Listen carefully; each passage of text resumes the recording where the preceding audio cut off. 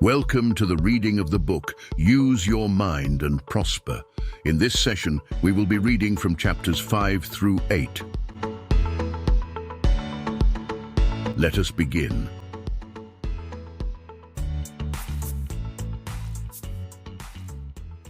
Chapter 5, Affirmation Autosuggestion. What do we mean by affirmation or autosuggestion? Affirmation means to willfully give your subconscious mind positive thoughts for the good which you desire, which will in the process develop faith. Autosuggestion means suggesting to yourself certain phrases for the purpose of reaching the subconscious with a given idea or thought. So you see, there are many ways of saying the same thing. Autosuggestion was made famous by the French mentalist Émile Coué, who became famous for his many meetings using the suggestion, "Every day in every way I'm getting better and better." You have to be careful of what thoughts you expose your subconscious mind to. The subconscious mind is the doer of whatever we suggest to it, whether that be good or bad. The subconscious mind has no deductive powers, it only carries out the orders. The Bible tells us, "My words shall not return unto me void," which means anything that you speak shall come to pass. So don't say anything that you do not wish to happen. For example, many of you have used the phrase, "I'm just sick and tired." Immediately, your subconscious picks this up and begins to act on it, and you become sick and tired. So be careful what you expose your mind to, because a mind is a terrible thing to waste. We are all perfect, whether that be perfect good or a perfect mess. We are all a perfect manifestation of our thoughts, so you can readily see what I mean. Whatever you are being, doing, or having at this moment is exactly indicative of your self-awareness. So if you want to improve your status, the first thing you have to do is change your mind. Chapter 6. Is knowledge power? Most people work under the false assumption that knowledge is but the accumulation of factual data. This data can be of a special nature or category, or it can be in a generalized field. All the knowledge in the world will do you no good unless it is properly channeled to a certain target. Some of the most knowledgeable men of the world have died penniless. I personally think that this is the main reason that our school system is failing today. The students are not taught how to channel their knowledge toward a specific target. You will sometimes see a student with a master's degree working as a chauffeur. I know all this may sound silly to you, but these are facts. My main point here is to try and show you how ridiculous it is just to be going to school for the accumulation of knowledge without any purpose in mind.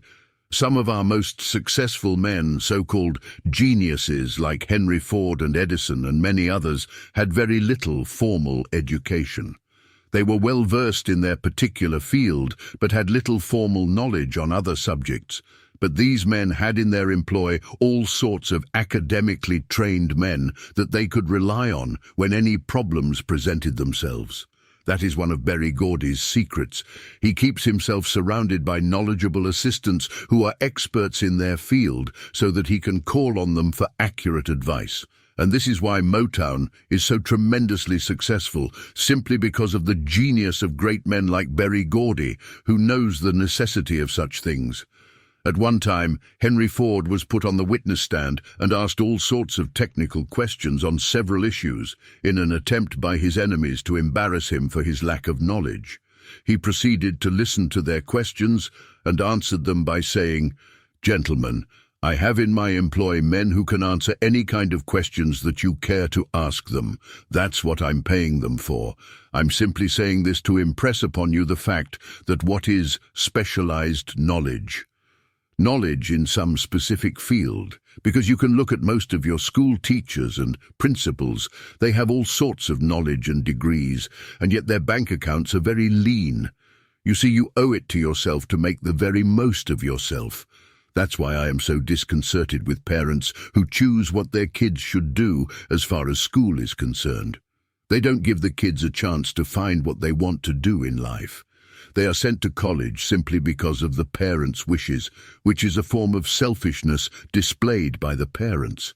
Most parents use the excuse that they want their kids to have a better life than they had, but deep down inside, it is their personal ego trip. Kids are going to school, and in some cases are unable to decide what they want to do in life because they are just fulfilling their parents' wishes and being cheated out of the chance to choose for themselves. Being able to choose for themselves is the only way that they are going to be able to develop the necessary desire to succeed in anything. If you don't develop the habit of thinking for yourself when you're young, you will never be able to break the chains of what I call mental inertia. Mental inertia has clogged many a mind, and in the final analysis we come to the conclusion that failure or success is merely habitual. All good things begin with an idea in the mind. You are never going to get any further than the ideas in your mind. You must be able to accept the responsibility for your success or failure. Make up your mind specifically what you want to do in this life and start making definite plans towards that goal. In other words, I'm trying to lead you to a pattern of self-definition. From Socrates we get the saying, "Know thyself." To some of you that might sound like a trivial statement, but when you understand mind science, you will realize that this is one of the most important statements ever written. You don't know anything until you know who you are. Knowing who you are will help you to develop an adequate self-image. The real reason for a person's failure is the fact that he doesn't have the proper self-image. A lot of us have an inadequate self-image, or self-concept, or improper self-awareness. You see, there are many ways of saying the same thing. Chapter 7. Imagination. The world is your kaleidoscope. With the use of your imagination, you can achieve anything under the sun. I usually classify imagination in terms of creative imagination and non-creative imagination. First of all, let us discuss creative imagination in more depth, because this is the type of imagination that most of us are interested in. If you can see something in your mind's eye, your chances of creating it are more than good. This photographic type of imagery is unlimited. Some of us have never seen the London Bridge, but you can lie on your bed and visualize it, can't you? The type of imagination in which memory plays only a minute part, sort of a speculative imagery. Another type of imagination may be called reproductive imagination, which works only in the past. We are able to recollect things from the past in very clear imagery. Another phase of imagination is that which we call structural visualization.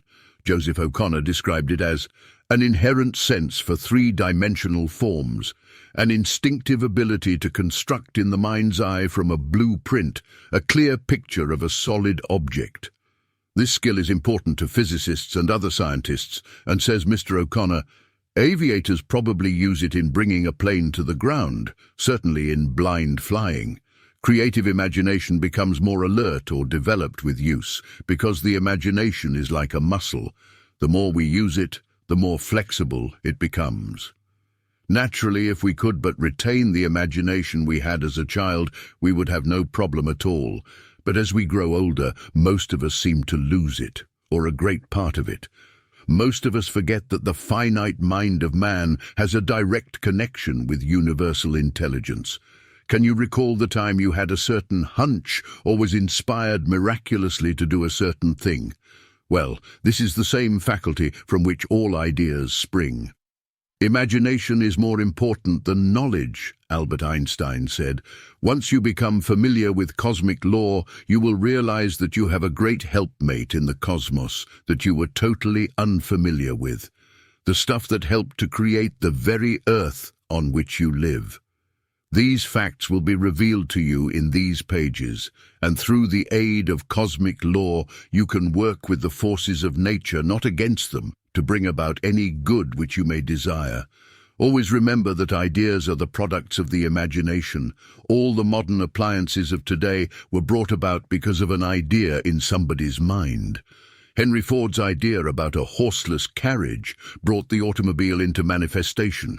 Edison's electric light and phonograph and many other inventions were the result of his ideas. If you can imagine it, it can happen. Don't misunderstand me. I am not the one to tell you that there are no such things as breaks. I have personally known many people who were propelled to success through so-called breaks. But I would rather not have to depend on that for success. It's almost like holding your breath. It was a break that gave me the opportunity of my life, that of meeting and marrying my present wife, who has since created a spirituality that was totally lacking in my life. So, you see, I am in no position to condemn breaks. Of course, I must admit that this break had the help of universal intelligence to help bring it to pass. If I had not had the deep desire and imagination to foresee such loveliness, I would not have been the recipient of such love and happiness. Remember that ideas make millionaires. If you get the right idea in your mind, you can join the ranks of the favored. Chapter 8. Scientific Planning. Now you know that everything starts with an idea in the mind and continues to develop when the ingredient of desire is added and mixed with the sweet juice of the imagination, where it starts to conjugate certain specific plans. I am sure that you have heard the saying, 2 heads are better than one. Well, if 2 heads are better than one, I'm sure you will realize that 4 heads are better than 2. What I am getting at is this. It is very necessary to have the alliance of other people to complete the puzzle. If your plans are exciting enough and you can convince other ambitious people who would like to get ahead and share in your well-conceived plans, you should form them into a sort of board of directors, of which you will be the chairman. Make definite schedules of meetings as your plans are put into action. Naturally, the talents of the various people must be diverse. You will need help for the various facets of a successful operation. You should be sure that you have people of the same ilk. People who think like you on crucial issues, although they come from different walks of life. For instance, if you were organizing a church, you wouldn't want an atheist on the board. You must realize that the first effort might fail, but if it does, don't let that stop you. Try a different approach. Check your plans and make the necessary alterations and keep on pushing. Don't ever be a quitter. That's the easy way out. Jackie Robinson met with many reasons to quit when he broke into Major League Baseball, but that only made him try harder. The Wright brothers made many futile attempts to fly before succeeding. Remember that it is always darkest before dawn.